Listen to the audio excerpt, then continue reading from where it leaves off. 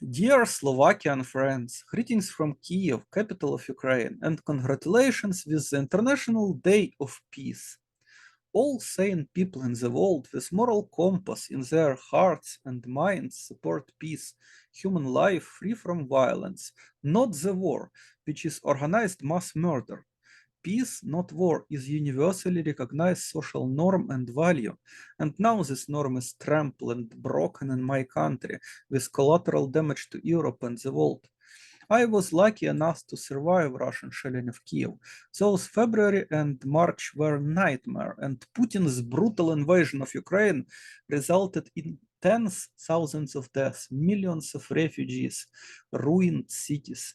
General mood in Ukraine is to fight for victory, to have revenge, to rip Russia apart. And similar toxic mood emerged in Russia, to rip Ukraine apart, when Russian TV said that Ukrainian armed forces killed civilians in pro-Russian separatist-controlled Donetsk and Luhansk regions. But even under Russian bombardments here in Kiev, I called for peace by peaceful means, for diplomatic solution, a certain position of Ukrainian pacifists. We need ceasefire, comprehensive and inclusive peace talks to find reconciliation, not only between Ukraine and Russia, but also between the East and West. We are neighbors at our common home, planet Earth, and we must live as one loving, friendly family. War in my country is the most scandalous example of irrational, disruptive global fight for power between the East and West. Ruling elites in both rival camps and in both belligerent countries intend to continue war forever because it brings undeserved glory and profits. Military patriotic upbringing, conscription, propaganda of war, and absolute trust to army. All these undemocratic things made it easy for governments in Russia and Ukraine to mobilize people for bloodshed. And by the way, instead of prohibiting conscription by international law, some hotheads are pushing for conscription in European countries, turning people into cannon fodder against their will, lying to you that true democracy is only a product of meat grinder. Zelensky said he is ready to fight Russia next 10 years. Putin hinted he could continue so-called special military operation 21 years, as Peter I waged Great Northern War.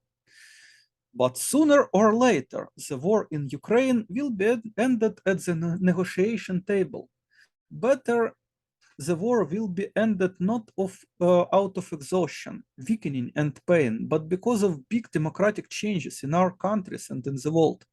The changes that will come when we understand that democracy and militarism are not compatible. Systemic changes, transition from tyranny of warmongers to social and environmental justice. We need and we should be better than waging wars, sacrificing our welfare to harm others. We need be better than killing enemies and destroying ourselves.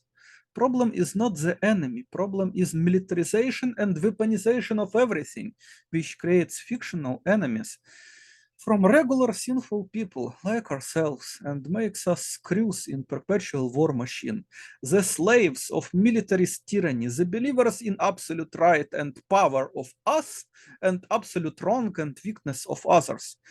Rival ideologies of Atlanticism and Eurasianism, with their fictional pseudo reasons for eternal fight between NATO, Russia, and China, must be abandoned in favor of the culture of peace, knowledge, and ethics of nonviolent life and governance. Total military budget of the world exceeds $2 trillion, while regular budget of United Nations is only 3 billions. Compare it, 3 cents for friendship and 20 euros for hidden dagger. Merchants of death from arms industry are happy that governments spend a fortune on war and measly cents on diplomacy. But peace-loving taxpayers are robbed and their life more and more in danger with looming threat of nuclear confrontation between great powers. We must invest hundreds times more resources and efforts in peace instead of bloodshed.